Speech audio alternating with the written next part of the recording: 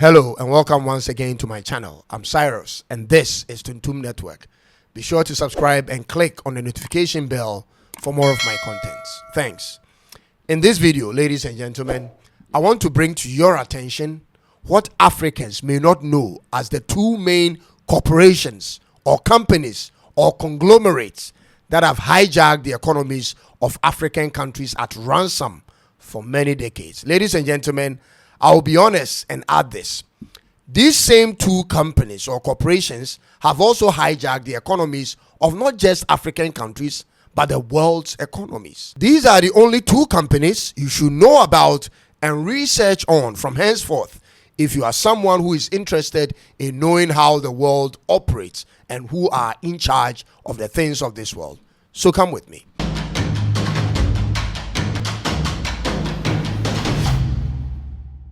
The world we live in is not exactly what you think, ladies and gentlemen. There are usually many layers to most of the things that happens around us. And so we ignorantly blame it all on the very low-hanging layer we physically see, leaving out the piles of more important layers. The International Monetary Fund, known as the IMF, and the World Bank are usually the names we hear thrown around the most. These are the two financial institutions where our African countries or our heads of states usually contract loans from, apart from the countries. And so we typically blame the first layer, which is our government, and we have the right to do so. And then sometimes blame the second layer, which is the IMF and the World Bank. The questions we all seem uninterested in asking are, where does the IMF get its monies from? And who or what are these financiers to the IMF and the World Bank? Ladies and gentlemen, that's the part I am leading you into in this episode. First of all, the IMF and the World Bank don't print their own currencies. They don't. Every member country of the IMF contributes money known as a quota based on the size of its economy. So bigger countries pay bigger monies. The bigger the economy, the more it contributes. So take, for instance, the USA. It is the largest contributor to the IMF. These quotas are used for loans to countries in financial crisis. Ladies and gentlemen, this is the first part of the source of IMF and World Bank money. The second source is when countries repay their IMF and World Bank loans. They pay with interests, which adds up to these financial bodies' resources. Ladies and gentlemen, now these two sources of funds are not the main sources of funds to the IMF and the World Bank. Because in most cases, many of these member countries do not pay their quotas. And I'm giving you fact. This could be as a result of the country being or experiencing recess or inflation or political instability. So that's not the number one source of funds for the IMF and the World Bank.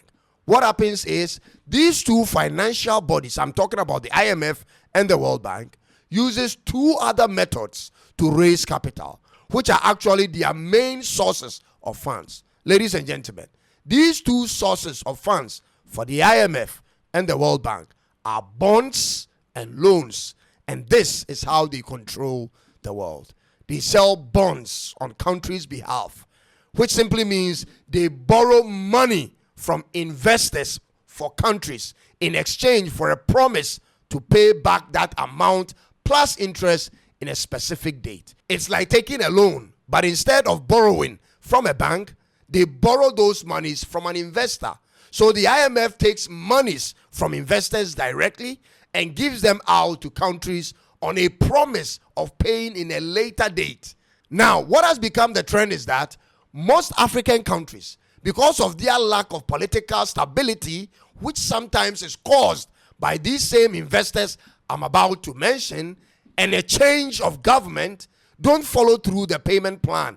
And therefore, investors choose, ladies and gentlemen, to take something of equal value from those countries in Africa for a period of time as compensation for their unpaid loans. These are the ways they hijack our countries. Ladies and gentlemen, the two corporations that are the top 1 and 2 investors of the World Bank and the IMF that controls resources and investment portfolios in the whole world are BlackRock and Vanguard. BlackRock and Vanguard. These two companies are the world's largest corporations, and the gap between them and the rest are not even close. Check out the list of things they control that controls the world's economy. They control the world's financial system by way of owning large portions of shares in conglomerates that owns banks across the world. In Africa, they own shares in Stanchart, Barclays Bank, which is now taken over by the Amalgamated Banks of South Africa, popularly known as ABSA.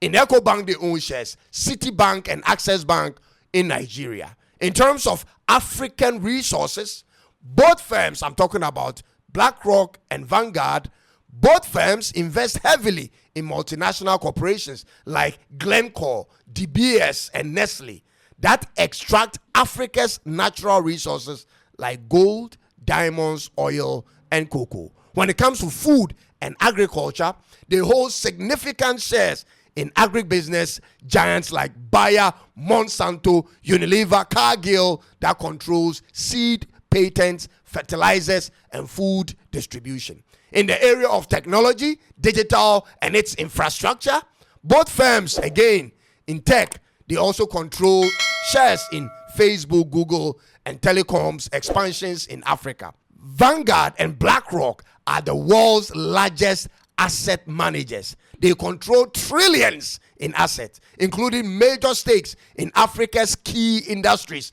especially in mining and oil. Who owns them, ladies and gentlemen? Where do they come from? And what is their agenda?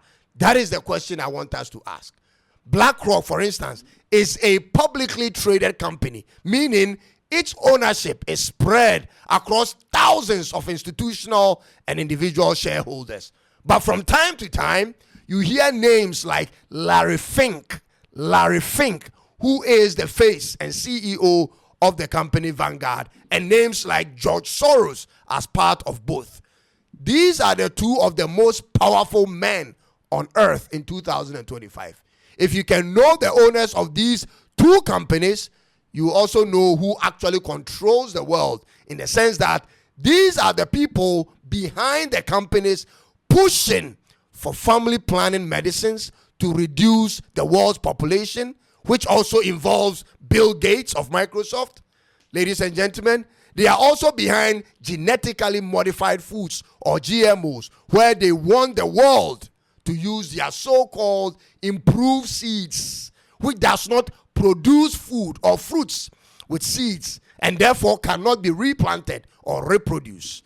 They control different aspects of our daily lives from very far away under some disguised companies and financial institutions. And at this point, ladies and gentlemen, they can easily restrict a country, a company, or individual's financial mobility with a push of a button.